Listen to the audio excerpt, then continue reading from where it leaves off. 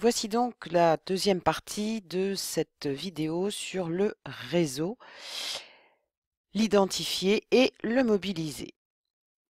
Alors, adopter une stratégie réseau requiert un certain nombre de préalables.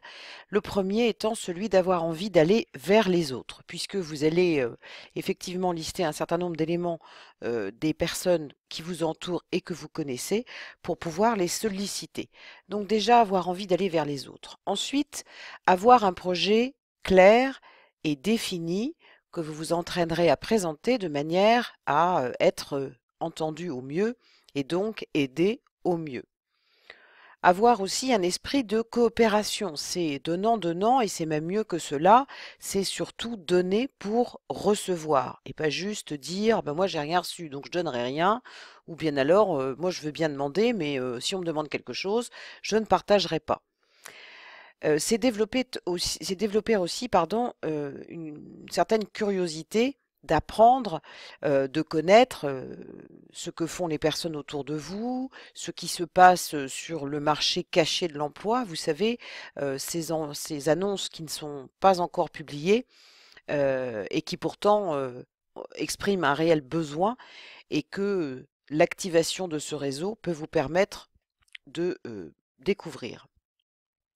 C'est aussi, adopter une stratégie réseau, c'est aussi, être disponible, faire preuve de bon sens et développer votre écoute active. Rappelez-vous bien d'une chose, c'est que la meilleure façon d'obtenir une réponse, c'est de poser la question et non pas de faire de la lecture de pensée en pensant que peut-être ceci ou peut-être cela. C'est de vous rappeler aussi que c'est vous et vous seul qui êtes d'abord concerné par les demandes que vous faites.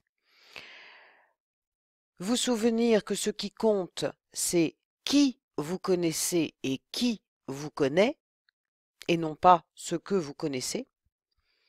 Et puis, vous souvenir que vous n'êtes pas demandeur, vous n'êtes pas là pour quêter.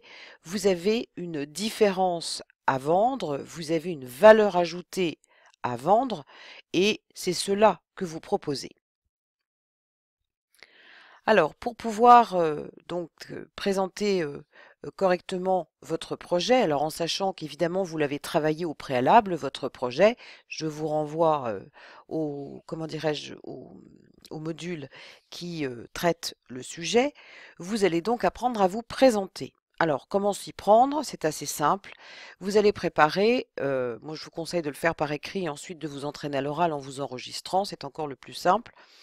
Il faut que vous soyez capable de dire bien sûr qui vous êtes, ce que vous faites, ce que vous demandez, ce que vous attendez des autres, donc comment vous allez impliquer votre interlocuteur, et tâchez de vous entraîner à faire cela en moins de 2 minutes.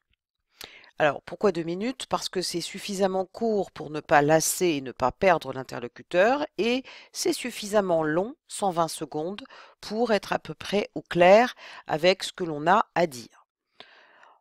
En résumé, en moins de 2 minutes, vous devez permettre à l'interlocuteur de retenir l'essentiel sur vous, de faire tout de suite bonne impression par la précision et la concision de votre propos, et bâtir un socle solide pour la suite de la relation, puisque vous aurez suscité l'envie chez votre interlocuteur de vous aider. Alors, je vous ai préparé un petit exemple euh, de ma propre présentation, c'est encore le plus simple. Donc, je suis Marie-Pierre Subtil, je suis juriste de formation et formateur, consultant et coach depuis 25 ans, en particulier pour l'industrie. Il se trouve que mon expérience m'a amené à former et à coacher de nombreux étudiants, des stagiaires, des demandeurs d'emploi, des apprentis, dans leur recherche soit de stage, soit d'emploi. À l'heure actuelle, je souhaite, puisque de plus en plus de formations se font grâce à Internet, pouvoir proposer une formation claire et abordable en ligne afin d'aider un maximum de personnes à clarifier à la fois leur projet et leur démarche. Et pour ce faire, j'ai besoin de vous avant de me lancer. Pouvez-vous m'indiquer une personne de votre entourage susceptible d'être intéressée par ce programme et à qui je puisse envoyer une version d'essai? Cela m'aiderait beaucoup. Voilà mon exemple. Donc rappelez-vous que vendre sa différence, ça permet de véritablement accrocher l'auditoire, pardon, de manière claire, compréhensible, intéressante, accrocheuse, simple. Et rappelez-vous que comme dans le domaine commercial, là, il s'agit d'être chez l'autre, pas chez vous. C'est-à-dire que votre présentation, vous ne la faites pas pour vous faire plaisir, vous la faites pour être compris, pour être entendu et du coup pour pouvoir être aidé. C'est à vous.